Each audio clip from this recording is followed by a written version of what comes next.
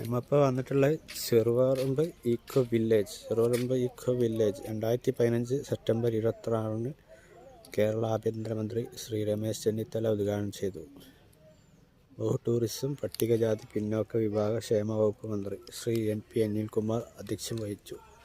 Shri MI Shanavas MP, advocate Ummer MLA, Shri Bhaskaran IAS, ജില്ലാ collector, Shrimati Mariyammakutty teacher, block panchayat president, Shrimati Pottayil Ayisha, ഗ്രാമപഞ്ചായത്ത് president എന്നിവർ സന്നിഹിതരായിരുന്നു.